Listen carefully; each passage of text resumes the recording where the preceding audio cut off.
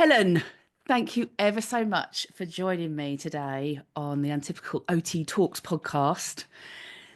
Thank you for Nice. having me. It's lovely to have you and lovely to have you. We've got our first series, which is called Are You the Perfect Parent? And you've really kindly agreed to come on and chat to us about all sorts of things. I know we're going to have so much to talk about, especially kind of with your kind of sensory hat on and thinking about that. That gets me all excited as well. So we've got things to talk about, and I know lots of things about neurodivergence and all lots of amazing things. So I know we're going to have a great chat, but I always kick off every single one of my podcasts with the first question. I don't even let people get in and comfy, Helen. I just say to them, Helen, are you the perfect parent? I love this question. So I knew you were going to ask me this question, and Yeah. I asked my son, and what came out of his mouth was brilliant because I've obviously embedded it, and he said, "Well, there's no such thing as perfect, is there? It doesn't exist. So you can be pretty good like you are, but yeah, it doesn't exist." And I was like, Oh, Helen, is that when you have one of those moments you used to think, I've done it all right? "Yeah." We're doing okay. Yeah. Oh, what a nice But yeah, feedback. it was really, really beautiful. But I, I'm very much like perfection is a social construct. We've constructed it as human beings. We've decided that there is this concept of perfection, and we've also decided what perfection looks like. So we have said perfection looks like the way a typical or neurotypical, not that I believe that yeah, we've constructed this idea that there's a typical person Yeah. who can do typical things in the world. So they get up at, I don't know, 6 o'clock in the morning and they go and get everything ready. Everything's prepared in the morning for their children and everything looks tidy. And we have magazines that tell us this is how a house looks. Look how Yeah. beautiful it is. It's all just made up because those houses either don't look like that the majority of the time, or they've got housekeepers or people who help them to get their houses to look like that. And we're all trying to reach this standard Yeah. that is it's just fake and made up. And I don't, it, that is part of a lot of the neurodivergent community's issues Mm. is around this idea that there is a perfect parent, there is a perfect house, there's a perfect life. And it's enshrined in books and documents, and we're Yeah. like, oh, that's what we're supposed to Because do. I was going to say to you then, where do you think that comes from? Where do you think we get that sense of It this goes right perfection looks through like? from, if you think about, this is my favorite thing to talk about. So I want this to be like ingrained in people's psyche. When you have a baby and you are told, because we have NCT, Hmm. you are told when you have a baby, this is the experience you'll have, and this oxytocin will kick in, and the birth will be like having a flower birth, like blooming out of you. They lied about that bit. And if you don't have, like in the past, we would have had elders and we would have Yes. seen people having babies and we would have been in community of people having babies, seen that, seen what the process is and understood it from lived experience. Yeah. And understood also that maybe in our family, who's neurodivergent, that birth might look different because you have all Mm-hmm. kind of sensory experiences Mm-hmm. around that birth. So the actual birth is, if you're in a hospital, the costing of sensory input in the It's first place, ginormous. peopling, Mm. nurses that you don't know. The whole situation is can be quite traumatizing. And Mm. then the birth can be incredibly painful and difficult, or it doesn't have to be, but it can be. Yeah. And we don't discuss that. So how do you learn that as a neurodivergent person that actually my experience might be different? Mm. When you come to breastfeed, it might have a sensory situation. The baby Mm. might have Mm. sensory, so they might not be able to feed. That's not discussed anywhere. No. And there's all these idealistics that they talk about, even just like the breastfeeding. Because I remember that as a, when I first started with my boys, is that I almost felt like there was no other option. You had to breastfeed. That was it. Because that was the only way. And if you didn't and you veered away from that, that again was somehow imperfect. And it doesn't matter how many people tell you, oh, it's okay, like, you know, Mm-mm. there'll be the odd voice that will be like, it's okay, you can bottle feed, it's okay. You still feel like Yeah. you have this vision because it's been instilled in you. Mm. You see it in the media, you see it in baby books, you see it in everything, in magazines. You buy those magazines, those baby magazines, and it's all in there, like how an ideal birth or birthing situation is. And we don't tell, it's almost like we're fearful of telling the truth about Yes. it's Admitting it. here. And either admitting it or scaring the other person because they might have a birth that's okay, but they might not. And actually, it's very important that people understand there are different types of birth, they look different. Mm. And then when you go into, so we now have these early years foundation stage things that go from birth to 5 and onwards, and they script out a neurotypical development. So this is when your child will potty train. This is when your child will start to speak. This is when your child will, it's literally a government document that tells us this is what your Yeah. baby will do. Like, that's crazy, isn't it? Because human babies do not follow a script. They don't. No. They don't.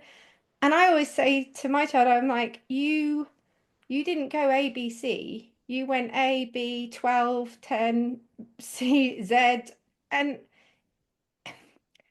I think the only really positive thing from my point of view is so I read some like articles and things that were like, this is a red flag. So if your child doesn't wave, this Yeah. is a red flag. Yeah. Yeah. And that's a red flag is a very negative thing. Yeah. It's a red flag. But luckily, because I'm quite open-minded, I was like, well, he's high-fiving. So I don't Yeah. care. Yeah. Yeah. Yeah.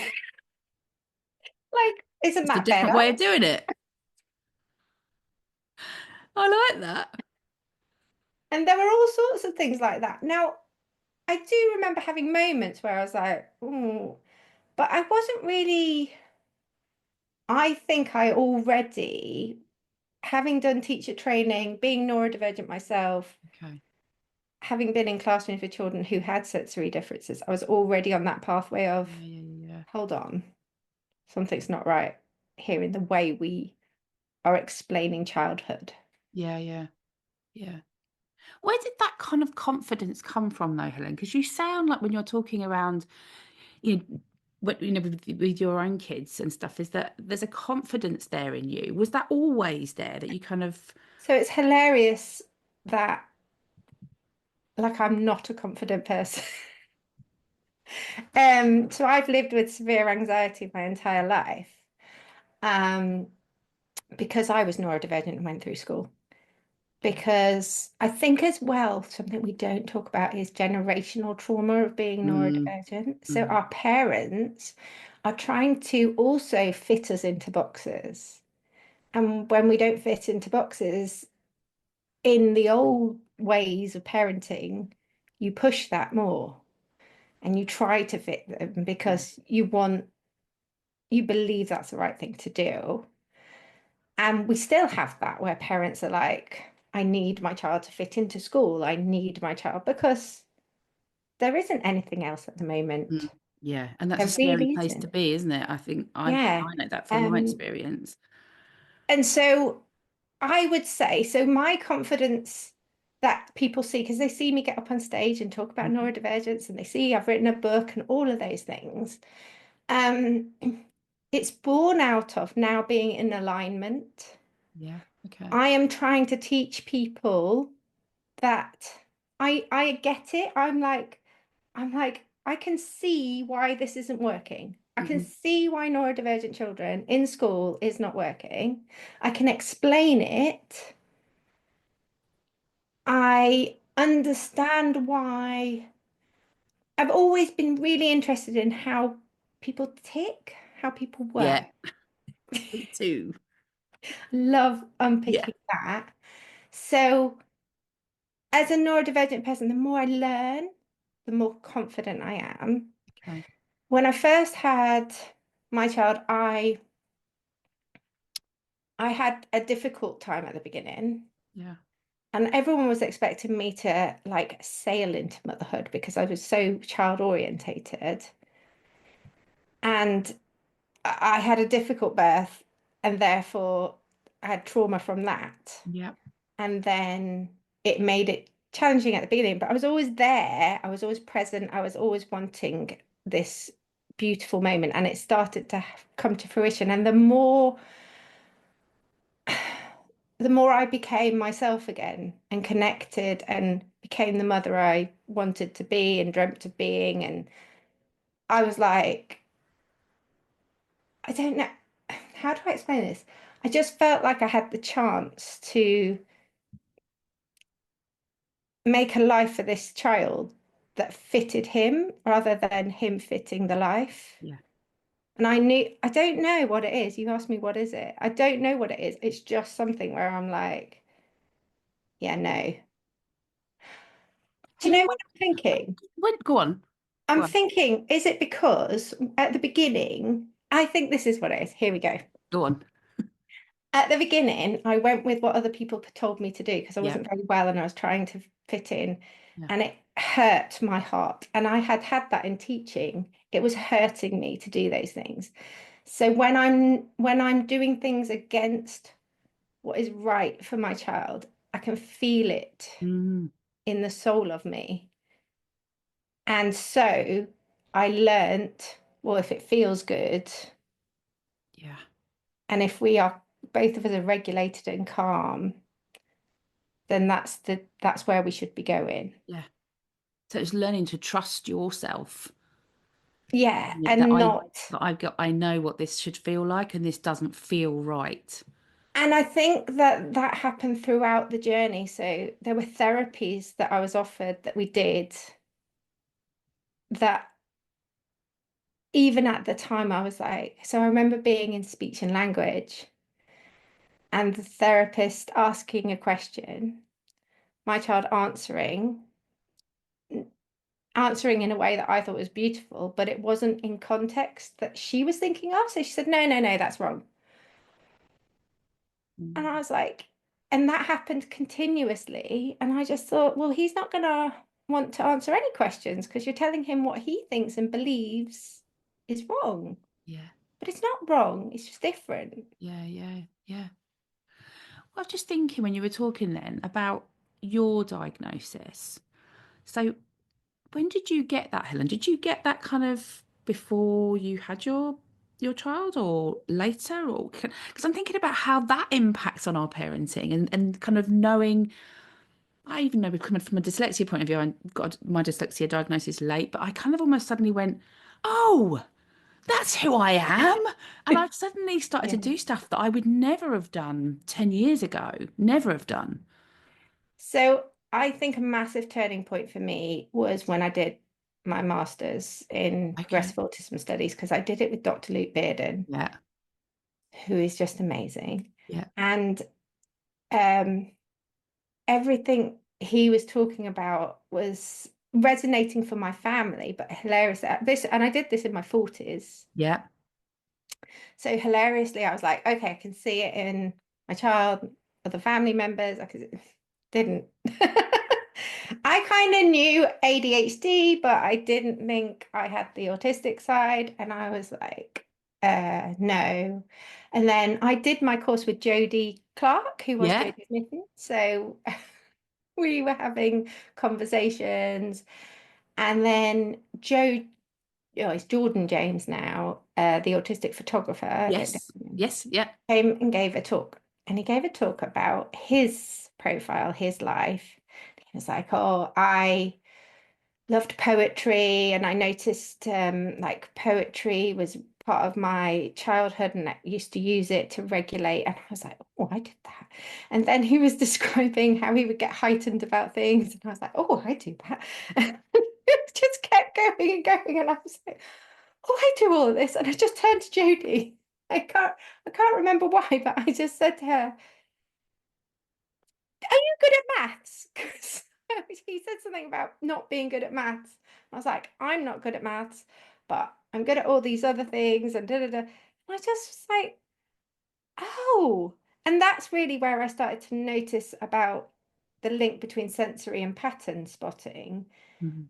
And I was like, well, I have that. And that's more on the autistic side.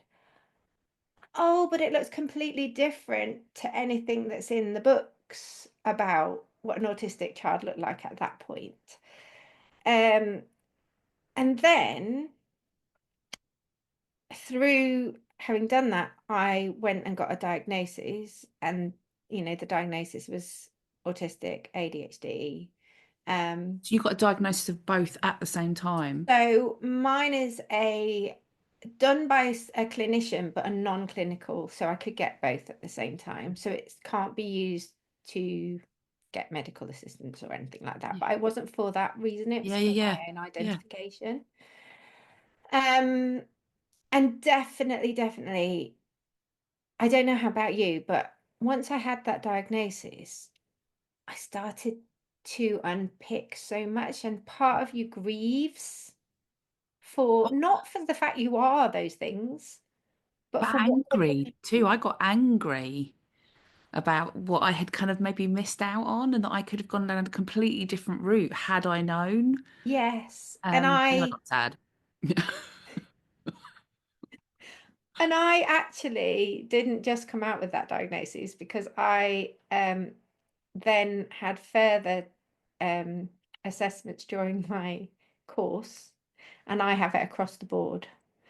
Dyslexia, dyspraxia, dyscalculia. I was like, yay! I always say in my talks, I got full marks for the first time ever.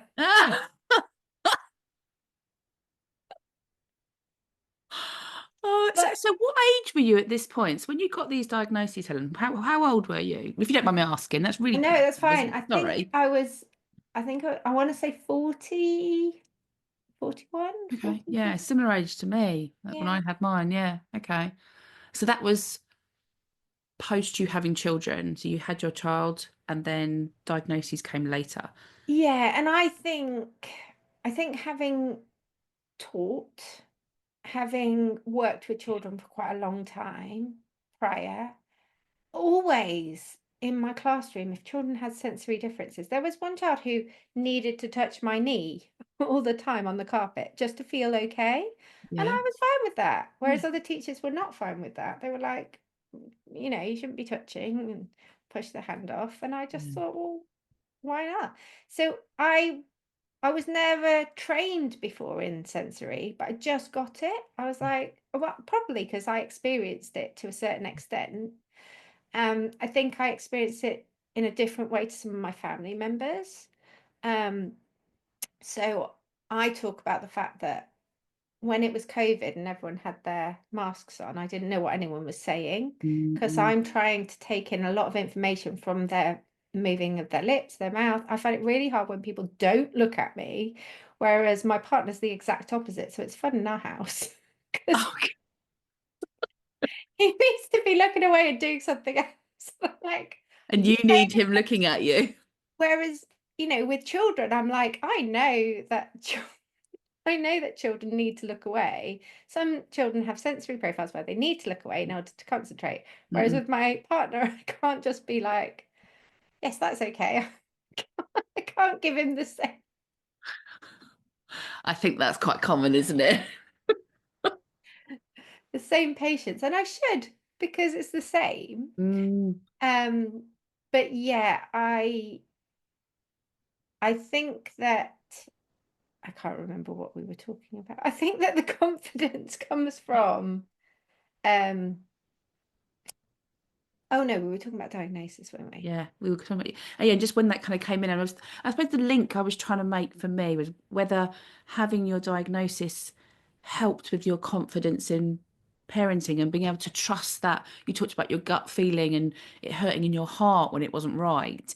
That did that knowing yourself to another level, I suppose, or a bit more in depth, help with that confidence. So Is that I where think the confidence biggest come thing, from? and I think the biggest thing that can help anybody, and something that I want to go on and train around, is around social construct, Okay. around this idea that society has created, like we human beings have created this idea that this is what school looks like. And actually, it doesn't have to look like this. Yeah.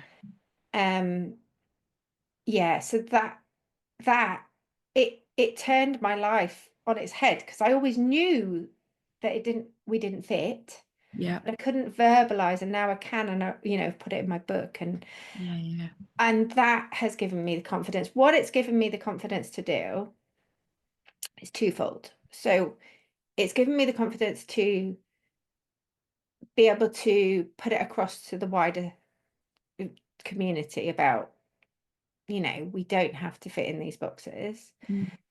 and we should never have been fitting into boxes. And the other thing is, um, so we decided when I saw this, the beginnings of trauma in my family members Yeah.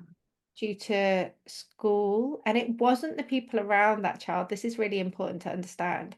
The people around my child wanted the best for Mm. him, Mm. and they were amazing, and they loved him so much so that they were emotional and upset when I said, we're going to take him out. Yeah. But I wanted to take him out before Yeah. it escalated. And I had read enough, learnt enough, experienced enough to know, and was a teacher as well, Yeah. that a solid sense of self is the building blocks for everything else. Yeah. And a neurodivergent child having a solid sense of self in school is a hard thing Mm. because we literally have the national curriculum and the EYFS that say these are neurotypical targets. These are the targets we want you to meet. And so even if you have amazing teachers, you're still trying to get them to meet neurotypical targets. Mm. Mm.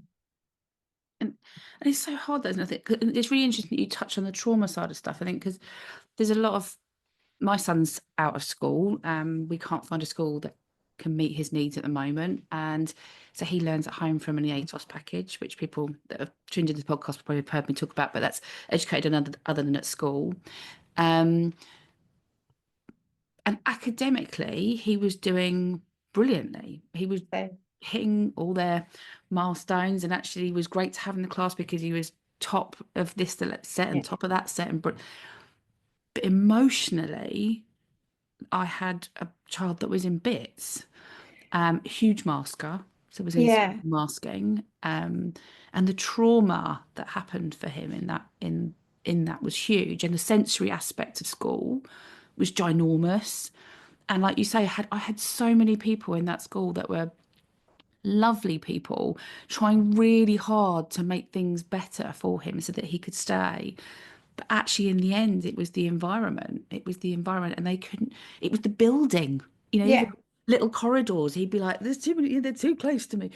It was so difficult. yeah. And the trauma is so, if I could go back and change things, Helen, that But should have, coulda, woulda, but I've given you myself a don't bit of grace know. on that And bit now. I think that is part of, at the moment, our journey as neurodivergent families. Mm, It is not knowing because we haven't got documents that tell us about neurodivergent development. We haven't got these documents that say actually your child should be doing, socializing in this way, or they should be in a building that looks like this. yeah, We don't have that structure to look at and go, oh, this isn't meeting their needs. So part of our journey is having to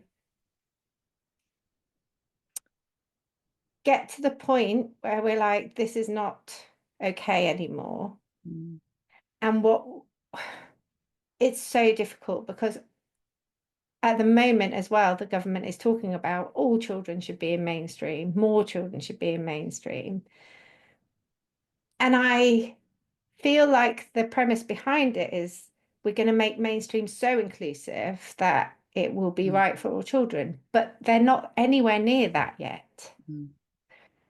So, forcing children to be in a situation that's not appropriate for them, um, it needs all of our voices all at once to sort of say, this is not okay. And we have rallies and we have things, but it feels like we have pockets of people Yes.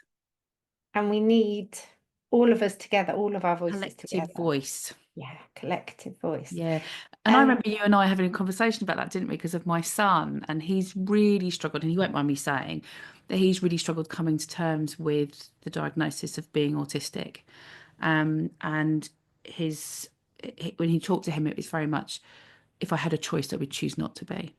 And that breaks my heart. You talk about, your heart hurting. That makes my heart hurt because I think it's you, but he sees it as something, separate. yes, And I which think is what that makes him amazing.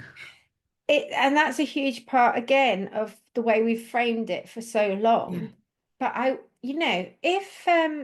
if when I think of being autistic, I think of it as a sensory difference primarily. Hmm.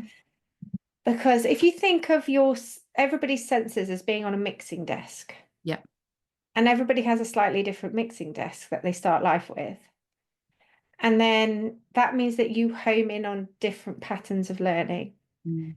because your mixing desk is higher, say, in your visual sense. So you're going to Yeah. home in on a pattern of written codes, maths, English, Mm. whatever it is, grammar, spelling. And it can be different for everybody. Like I honed in on rhyming words and became, Okay. wrote poetry. So it's so different for everybody, that pattern spotting. Um, but it means that you then learn differently. And that's really cool Mm. because it means that you know, you can you can look at the world differently and you will have different talents and skills to the majority. You might be really, really capable in some areas, and then there'll be other areas that you won't be as capable in. And Mm. so in my book, I talk about the fact that motor differences can alter your sensory system as well. Mhm. So it can impact the way you hear, it can impact the way you see. And motor and sensory sit alongside in lots of neurodivergent profiles. And again, in school, we have these motor expectations, Yeah. handwriting, PE. Yeah. Did you see me shudder then with the handwriting? Ugh. Yeah. Um, yeah, and oh, they don't fit our profile, basically. They Mm. don't fit our profile, and therefore we feel like we're failing in those Yeah. areas. Mhm. But we're not failing as a human being, yet Yeah. we're made to feel like we're failing as a human being. Mm. So a really funny thing is I would go into EHCP meetings and the OT would just see me and go, yeah, we're going to take the handwriting target out of the EHCP, aren't we? I'd be like, yeah, we're going to put a typing one in there, or we're going to put something else in there. We're going to put, you can, so oh, you might love this. I don't Mm. know. So we had OT, we had all of those things going on, and when we left, I remember the OT was like, "Well, how are we going to meet those OT targets?" And I was like, "He's going to be climbing trees, he's going to be whittling wood, he's going to be doing all kinds of things." Actually, he's ended up doing Nerf gunning and archery, Yeah. and his handwriting has improved. And do Just you know what? That makes my heart sing when I hear that because well, I could get onto a whole thing about where OT's gone, but actually, when you take OT back to its core, it's about activity. yeah, and finding something that They love. the person wants to do. And we get this amazing opportunity as OTs to help people find a way to do the things that they want to do using the amazing skills and strength that they've got to do it. And yet we've somehow moved into this very kind of prescriptive medical model way of working. And yeah, well, hence the untypical OT. Yeah. And and I it there's so many things that can be done in school that are fun and, you Mm, know, easy wins that can be done. And the other thing is, when he's writing now, he's not writing for any other purpose than things that he loves to write about. So he just writes reams and reams of like things that he wants to write about because, that's enjoyable. Um, I going back to this idea of understanding that if you see autistic traits as very sensory based, it's very motor and sensory based, mm, that impacts neurology, or the opposite way around, however it all ties together, it removes the stigma somewhat. Because if you say, "Oh, I I'm hard of hearing," I I'm going to get the terminology wrong, but if you say, um, oh, I'm going to have to say hard of hearing. That's not the right that's it. terminology, Yeah, sorry. Then there's not a stigma that sits alongside that. yeah. If somebody says they're deaf, they're not like, I don't want to feel like I'm deaf. Mm-mm. So if we think of autistic sensory as this moreness, Yeah, I call it sensory abundance in my book, as this yeah, moreness, yeah, then it removes the stigma. It's just, oh, I have more ability to take in sensory information. yeah, Um, and it alters my learning yeah, profile. yeah. And that might be something really, and I confess to lots of people that come on to the podcast, I haven't read your book, Helen, because That's I okay. don't do reading. Basically, is the short answer. But I'm just, I prefer this. This is much better for Yes. me, Yeah. chatting. Reading, no. Um, and even kind of the audiobooks I can also struggle with. It's funny enough, the audiobooks I struggle with, but in a conversation I will learn much more and will understand much more than I will from an audio book where they're just talking at me because I lose concentration and think about what I'm cooking for tea or whatever. Um, but I was going to say, oh yeah, but from your book, I just wonder whether, you're thinking about parents and if, say, for example, they are parenting a neurodivergent child, that actually reading your book might help with that kind of confidence and around those conversations to have with your children. Because I say we talked, didn't we? And I remember you saying to me, that there's a whole army of us out there trying to make things different and change. And I told my son that, and actually he was really reassured by that. That there was these grown up neurodivergent people that were going, do you know what? We're trying to make this different for you.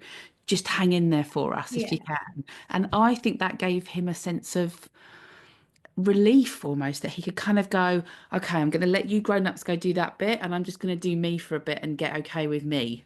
Yeah. And that's a huge message. So Yeah. one thing that I really want to do in the future is do more for children where they access the information, because at the moment there's so much going to parents. They need it directly for them. Yeah. And they're not Um, silly, are they, kids? They no, get, they're you can talk to them right. about these things. I have raised we went to a doctor's appointment and the doctor said, so I've written down some of the medical issues that we've got, like, oh, we went because of a throat thing, and obviously autism. And my son looked like, what? And I said, oh, sorry, yeah, my son's going to not understand that because he doesn't think of autism as a medical issue. And my son was like, no, that's not a medical issue. It's really good to be autistic because I've got all sorts of abilities because I'm autistic. Yeah. And I have raised a child who used to stand up in assemblies in school and say, oh, I'm really good at coding because I'm autistic. And that's what we want, isn't it? As parents, you just want them to be able to go forward into the world and be able to go, do you know what, this is me and I'm okay with this. But the saddest thing is because of those things, Mm, because he is so often unapologetically himself, he was never going to fit in the schooling system yeah, long term. yeah. Because the conversation started to turn to when we get to secondary, and he changes schools, we're Mm, going to need, you know, going to need conformity. We're yeah. going to need him not to get heightened about certain things. We're going to Mm, need, and the thing is with neurodivergent children, there's this thing about resilience. And actually, our children are incredibly resilient because huge. they are in situations that do not serve them, sensory overwhelm situations, and they aren't having the same experience as the child next to them. And the child next to them is being seen as resilient, and they're not, Yeah, and yet they are more so. yeah. And to have a child who gets heightened about things, they Mm, have to, we have to go through a process of them understanding their own sensory system, understanding what works for them, being able to say no to things. And that is not a thing they can do very often in schools. yeah. There are pockets of schools that enable that, but I don't know who they are, and I wish we had a list of those schools. Yeah. We need schools that celebrate neurodivergence and create, you know, environments that suit neurodivergent students. And to do that, we need to talk so much more about sensory profiles. Mm, mm, yeah. And it's funny, is I think I put a post out recently on my page and I talked about the word sensory profile, and actually somebody made a comment around what is a sensory profile, and I thought, oh my goodness, this is and not with them, with me. I thought I haven't even explained what that is. And I sometimes I think, it might be parents that are coming in new or maybe listening to this and neurodivergence is new to them as a world. Yeah. Um, that actually we forget sometimes that when we talk about sensory profiles or neurodivergent stuff, that actually parents will be at the very beginning of that journey and discovery and finding stuff out, and they might not.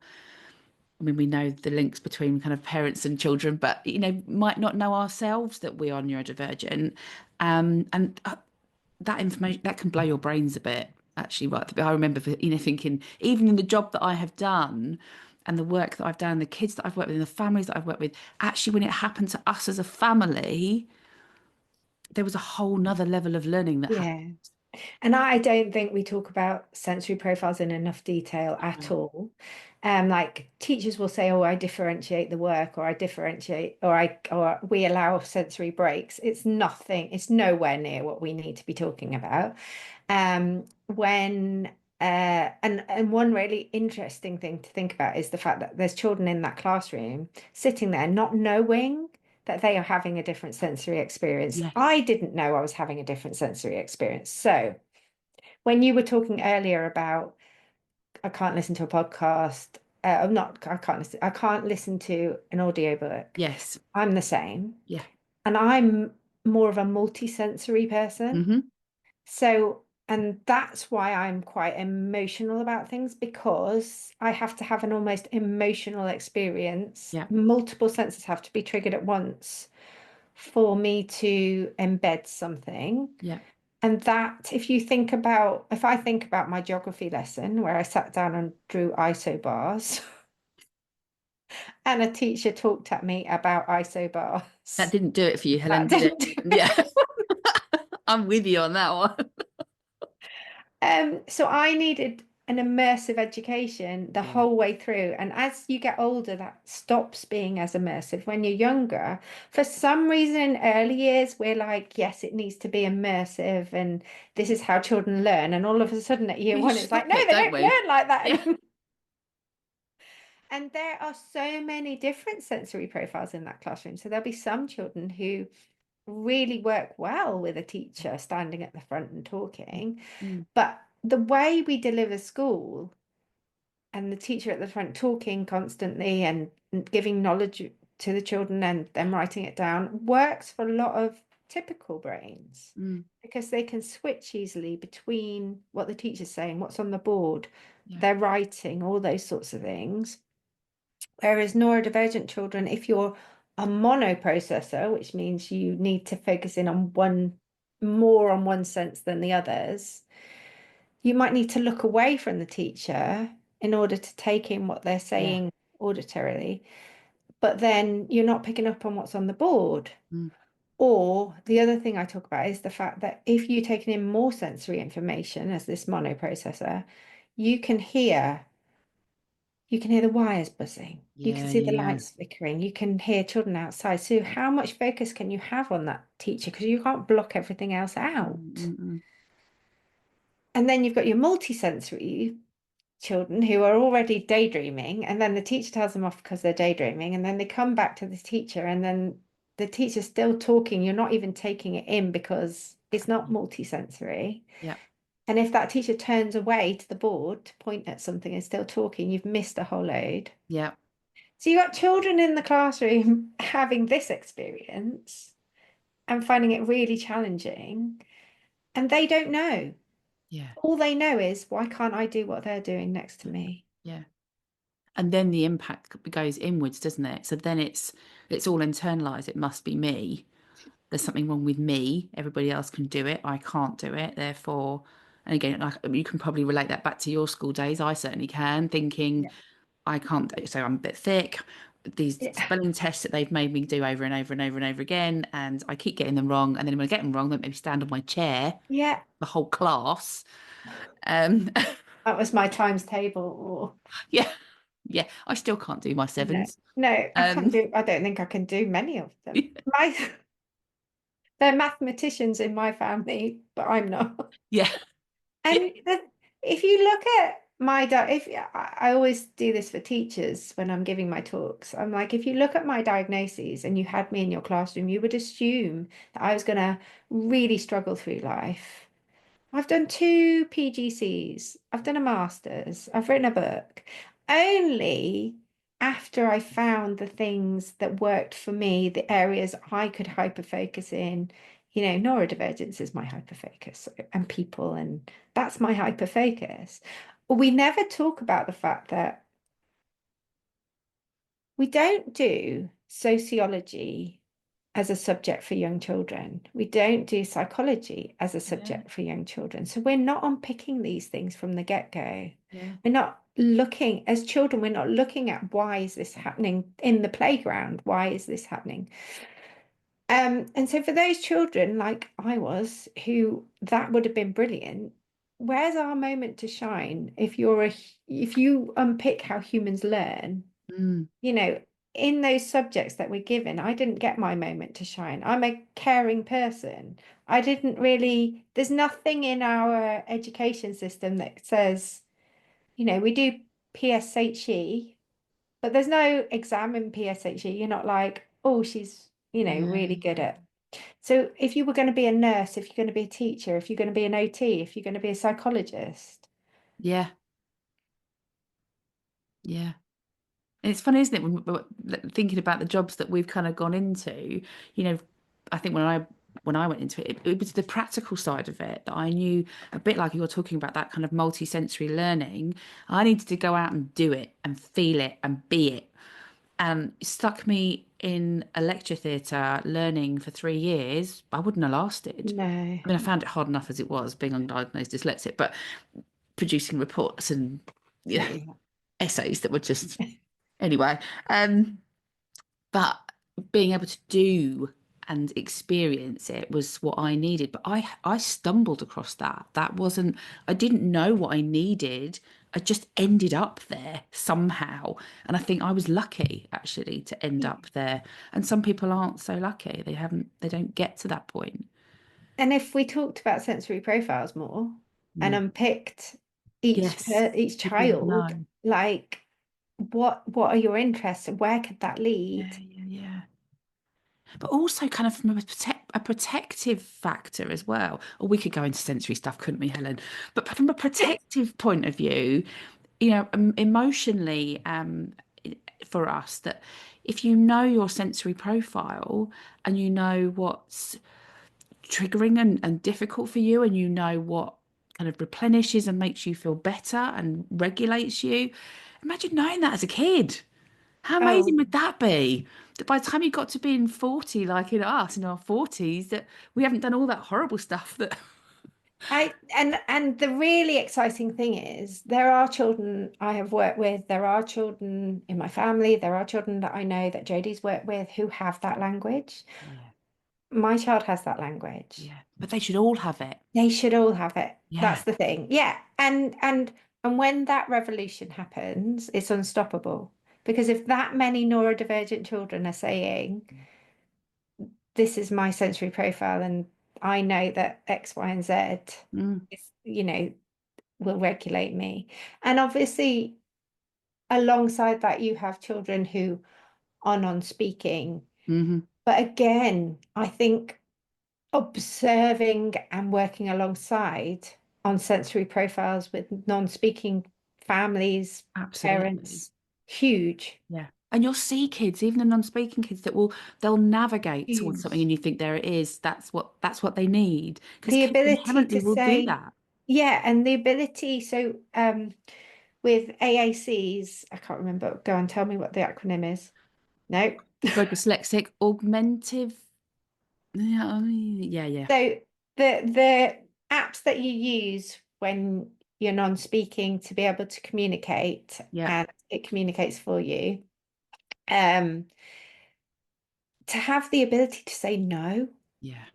to be able to say no, and if for it to be respected, Mm, mm, mm. because that child is probably saying this is too much. Yeah. And that is one thing that our children don't get enough support with, being able to say no. And that is something that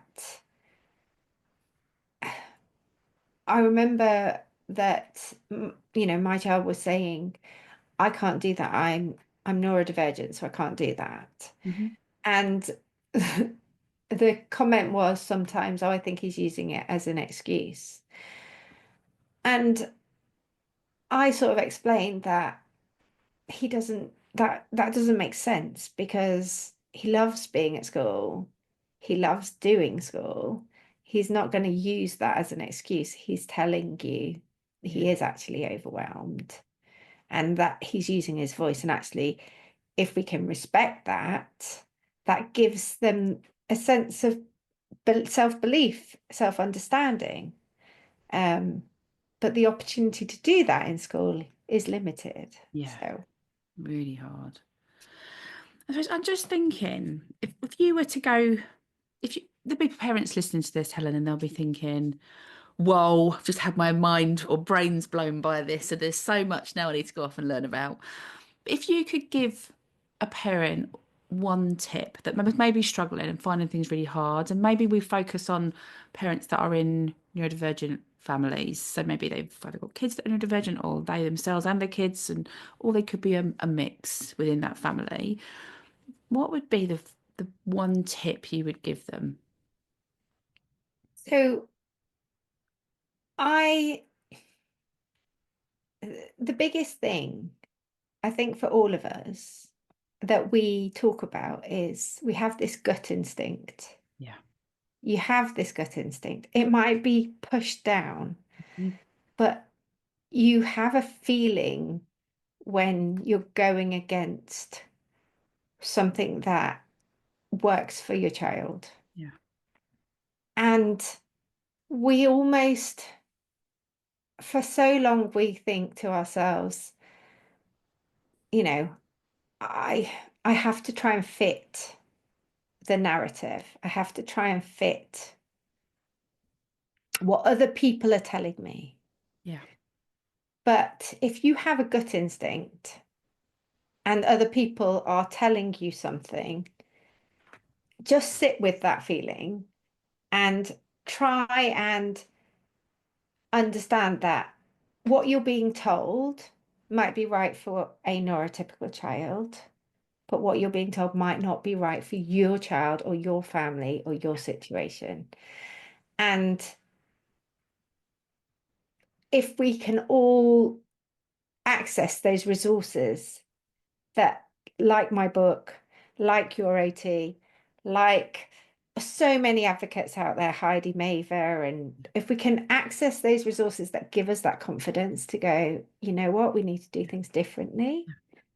That's And the there tip are, I would and give. there is that coming, isn't there? Like you said, there's a group of people out there, experts in their arena and in their special interests and in their hyper focus, that we are out there talking about it more and more. And I think that was a big thing for me was finding other people that were feeling similar to me, that I wasn't on my own. And I hadn't come across that really until I had kind of got onto the internet. And I'm not a massive fan of social media, and there's pros No. and cons to it.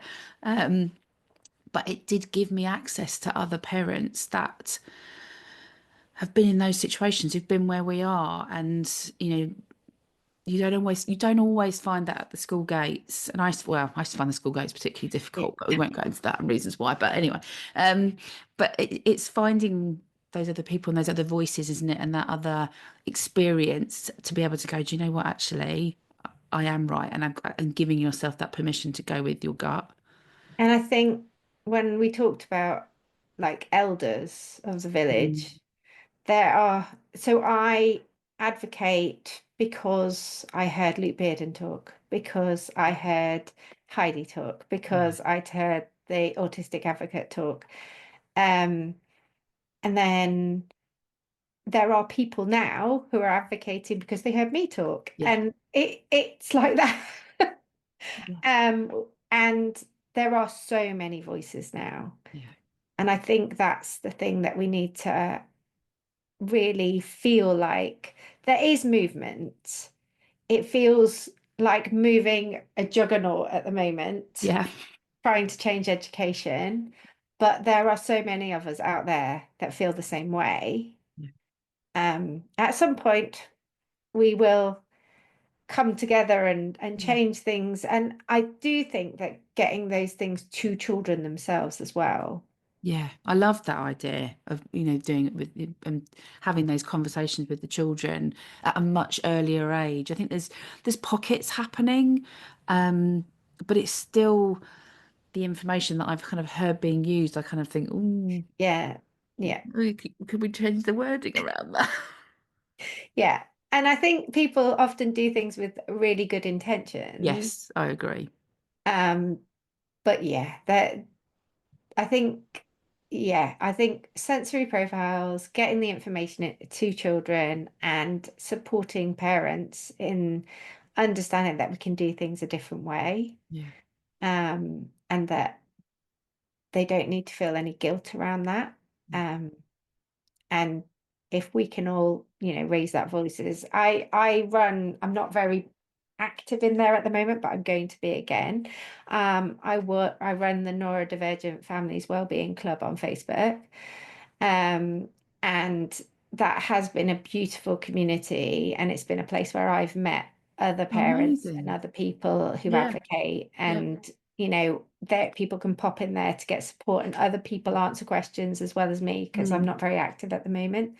Um, but I will be back in there again.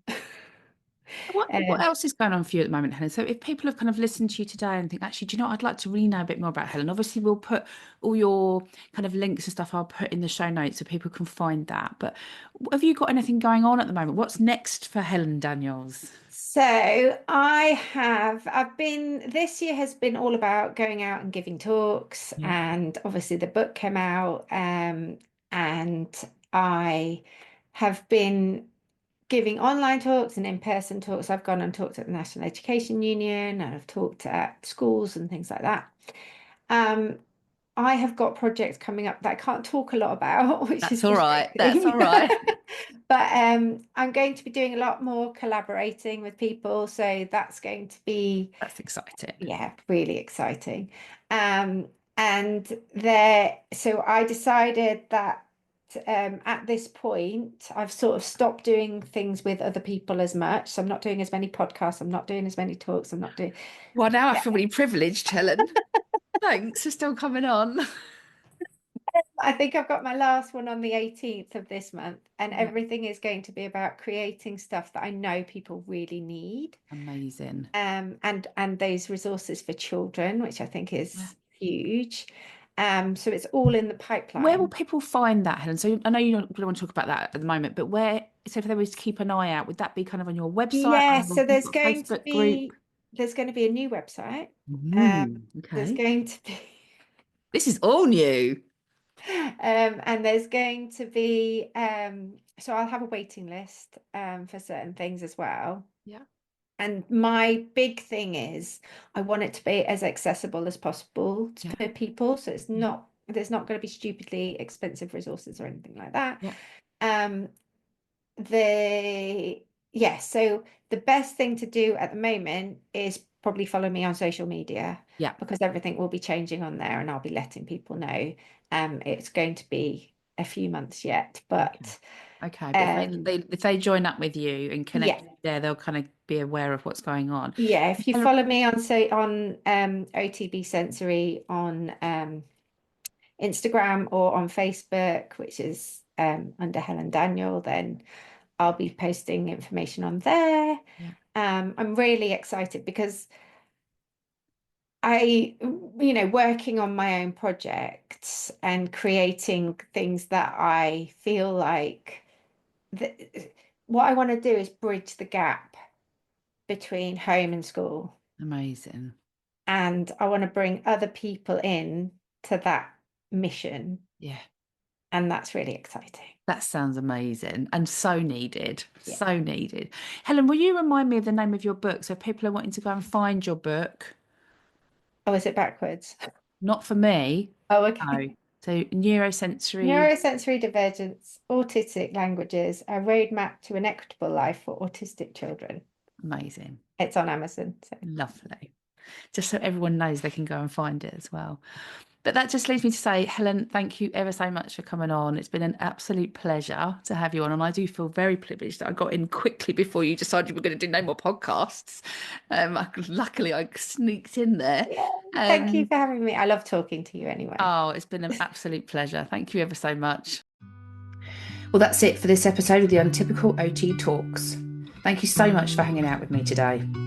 Whether you're walking the dog, folding laundry, or hiding in the toilet for 5 minutes apiece, and there's no judgment here, I'm glad you chose to spend your time with me today. If you're a parent or a carer of a child with additional needs and you're feeling overwhelmed, burnt out, or just like you need a bit of backup, I've got you. And I'm here to help you find a way through the trickier stuff, like behaviour and those moments when you feel like you might just run out of steam, so you can be the parent you want to be and take care of yourself too. Want to connect? You'll find me over on all the social media sites, Facebook, Instagram, and LinkedIn, where I share more tips, resources, and real talk. And hey, if this episode made you laugh, nod along, or feel a little less alone, why not buy me a coffee? Just click the link in the show notes. It's a small way to show your support and keep this podcast going. Take care of yourself today. You're doing an amazing job. Until next time, let's keep getting curious together.